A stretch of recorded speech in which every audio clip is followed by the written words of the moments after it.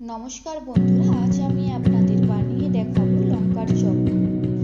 প্রথমে একটি কড়াইতে সামান্য তেল দিয়ে দিন। তেলটি গরম হয়ে গেলে হাফ চামচ গোটা জিরা দিয়ে জিরাটা ভালোভাবে ভেজে নিন। এরপর রসুন কুচি, কাঁচা লঙ্কা কুচি ও পেঁয়াজ কুচি দিয়ে সব কিছু ভালোভাবে ভেজে নিন।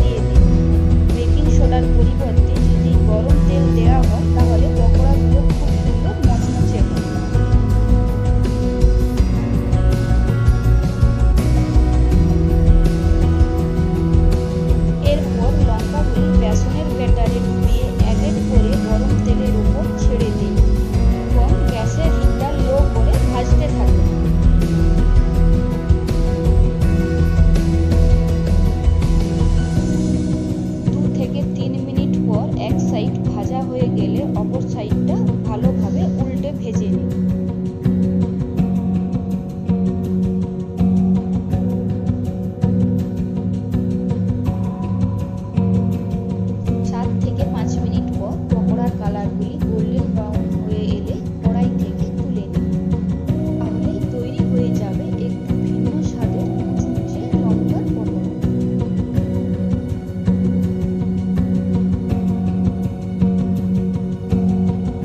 গরম পকোড়াগুলি কেচাপ কিংবা চায়ের সাথে পরিবেশন করুন।